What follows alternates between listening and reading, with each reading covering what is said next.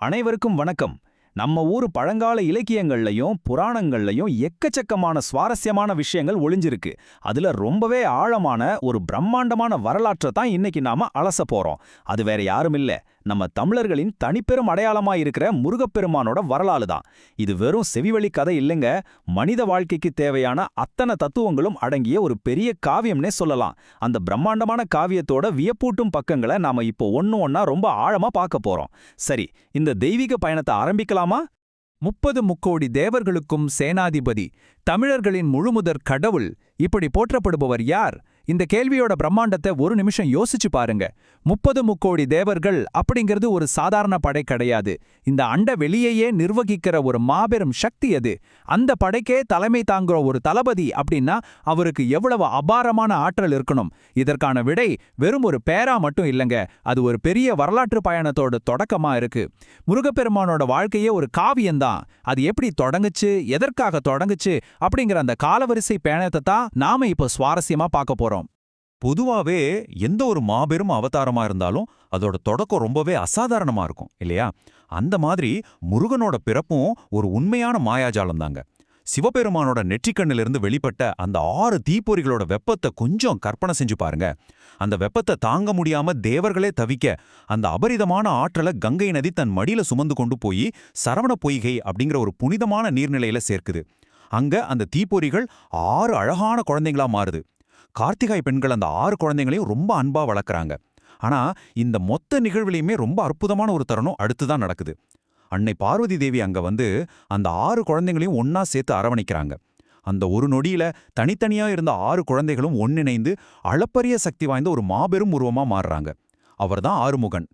பிரபஞ்சத்தோட அத்தனை ஆற்றல்களும் ஒரே உருவமா திரண்ட ஒரு பிரம்மாண்டமான தொடக்கம் இது. சரி, இவ்வளவோ சக்தி வாய்ந்த ஒரு அவதாரம் எதற்காக நிகழணும்? ஒவ்வொரு கதையிலையும் ஒளியோட பிறப்புக்கு காரணமா ஒரு பெரிய இருள் இருக்கும் பாத்தீங்களா? அந்த இருள் தான் சூரபத்மன். இவன் ஏதோ சாதாரண அசுரன் கிடையாது. 14 லோகங்களையும் தன்னோட கட்டுப்பாட்டுல கொண்டு வந்த ஒரு மிகப்பெரிய சர்வாதிகாரி. தேவர்களை எல்லாம் சிறைப்பிடிச்சு தொடர்ந்து ரொம்ப கொடூரமான முறையில துன்புறுத்திட்டு வந்தான். அவனோட அதிகார திமிரையும் எல்லையற்ற கொடுமையையும் எந்த தேவனாலையும் தடுத்து நிறுத்தவே முடியல. இந்த மாபெரும் இருளை அழிச்சு உலகத்தை மீட்க ஒரு தனித்துவமான சக்தி தேவைப்பட்டுச்சு. அந்த ஒற்றை நோக்கத்துக்காக தான் சிவபெருமான் முருகனை பிரத்யேகமா படைச்சு அனுப்புறாரு. இதுதான் இந்த புராணத்தோட மைய சிக்கல், அந்த மாபெரும் காவியத்தோட மிக முக்கிய திருப்பு முனைனே சொல்லலாம். இப்படி ஒரு இருளை வேறறுக்க செல்ற ஒரு மாபெரும் வீரனுக்கு அதுக்கு ஈடு கொடுக்கற மாதிரி ஒரு ஆயுதம் வேணும் இல்லையா? அதுதாங்க வேல். வேல் அப்படிங்கிறது வெறும் உலோகம் கிடையாது. அது தீமையை அழிக்க அன்னை பார்வதி தேவியால தன் மகனுக்கு வழங்கப்பட்ட எதாலையும் வெல்ல முடியாத ஒரு தெய்வீக ஆயுதம். சொல்லப்போனா இது அன்னை பார்வதியோட ஒட்டுமொத்த சக்தியோட திரட்சினே சொல்லலாம். வரப்போற அந்த பெரும் போர்ல சூரபத்மனோட மாயாஜாலங்களையும் தந்திரங்களையும் உடைத்தெறிய இந்த வேல் ரொம்ப ரொம்ப அவசியமான ஒன்னா இருந்துச்சு. அதனாலதான் இந்த வேலை இருளை கிழித்தெறியும் தூய அறிவின் ஒளியாவே எல்லாரும் போடுறாங்க. இப்போ நாம இந்த கதையோட உச்சக்கட்டத்துக்கே வந்துட்டோம். திருச்செந்தூர் கடற்கரையில போர் பயங்கர வீச்சுடன் நடந்துட்டு இருக்கு. ஒரு பக்கம் கடலோட அலைகள் ஆர்ப்பரிக்க, இன்னொரு பக்கம் போரோட முழக்கம் விண்ண பிளக்குது. முருகனோட வேல் தாக்குதலை தாங்க முடியாம அசுரன் சூரபத்மன் கொஞ்சம் கொஞ்சமா தன்னோட சக்தியை இழக்கிறான். அவனோட படைகள் எல்லாம் அழியுது. இனி தப்பிக்க வேற வழியே இல்ல அப்படின்னு தெரிஞ்சதும் தன்னோட மாயாஜால சக்தியால ஒரு மிகப்பெரிய மாமரமா உருமாறி அந்த கடலுக்கு நடுவுல பிரம்மாண்டமா நிக்கிறான். எப்படியாவது தந்திரமா தப்பிச்சிடலாம் அப்படிங்கிற அவனோட இறுதி முயற்சி இது. அந்த உச்சக்கட்ட போரோட பதற்றம் அப்படியே உறைந்து நிற்கிற ஒரு தருணம் இது. ஆனா முருகப்பெருமானோட வேலுக்கு முன்னாடி இந்த தந்திரமெல்லாம் வேலை செய்யுமா என்ன? போர்க்களத்தோட அதிர்வுகள் அதோட உச்சத்தை அடையுது. முருகப்பெருமான் ரொம்ப ஆக்ரோஷத்தோட தன்னோட தெய்வீக வேலை வீசுறார். காற்றை கிழித்துக்கொண்டு சீறி பாய்ந்து செல்ற அந்த வேல் நேரா போய் அந்த மாபெரும் மாமரத்தோட நடுவே பலமா தாக்குது.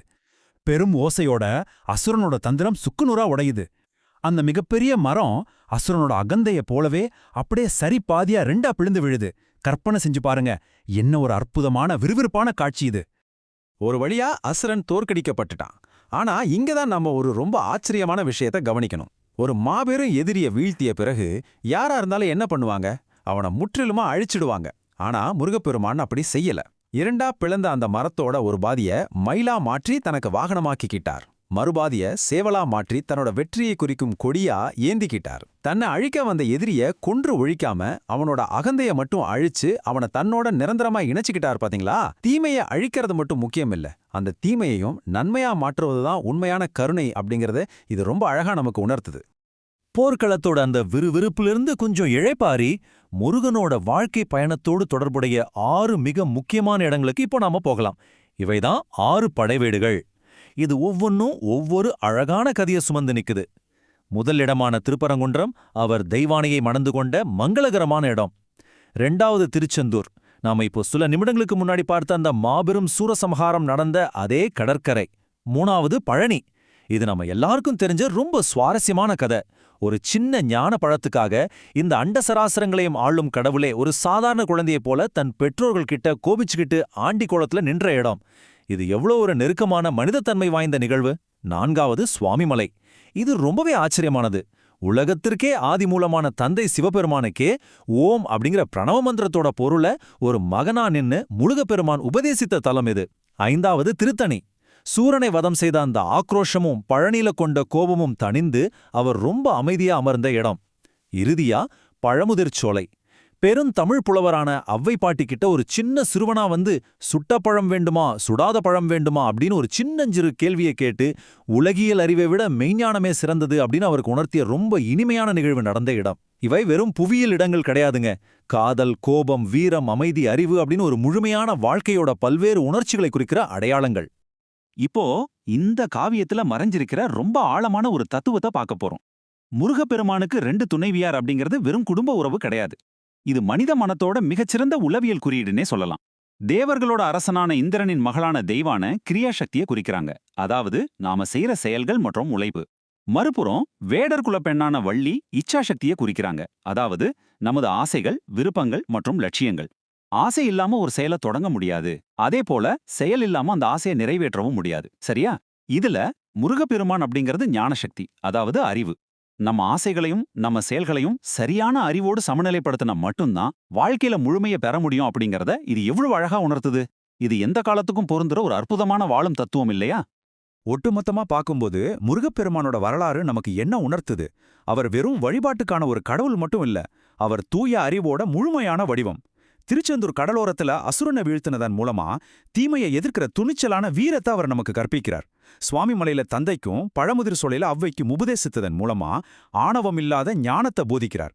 தன்னை அழிக்க வந்த சூரபத்மனை தன் வாகனமா மாத்திக்கிட்டதன் மூலமா எதிரிக்கிட்டையும் அன்பு காட்டுற அந்த எல்லையில்லா கருணையை உலகத்துக்கு சொல்றார். வீரம், ஞானம், கருணை, ஒரு மனிதன் முழுமையடைய தேவையான இந்த 3 பண்புகளோட உச்சகட்ட கலவுதான் அவரோட வாழ்க்கை. இந்த அற்புதமான பயணத்தோட முடிவுல உங்களை சிந்திக்க தூண்டுற ஒரு கேள்வியோட இதை நிறைவு செய்ய விரும்புறேன். பல நூற்றாண்டுகளுக்கு முன்னாடி எழுதப்பட்ட ஒரு பழமையான புராண கதையால மனித வாழ்க்கைக்கு தேவையான வீரம், ஞானம், கருணை மற்றும் உளவியல் சமநிலையை இன்னைக்கு வரைக்கும் இவ்வளவு தெளிவா நமக்கு போதிக்க முடியுது அப்படின்னா, நம்ம கவனத்துக்கு வராம காலப்போக்கில் மறக்கப்பட்ட வேறு எந்த பழங்கால இலக்கியங்களை நாம இன்னும் கவனமா படிக்கணும். அந்த ஓலைச்சுவடிகள்லையும் இதிகாசங்கள்லையும் இன்னும் என்னென்ன வாழ்க்கை ரகசியங்கள் நமக்காக காத்துட்டு இருக்கோ கொஞ்சம் சிந்திச்சு பாருங்க. மீண்டும் ஒரு சுவாரஸ்யமான வரலாற்று பயணத்துல சந்திக்கலாம். நன்றி, வணக்கம்.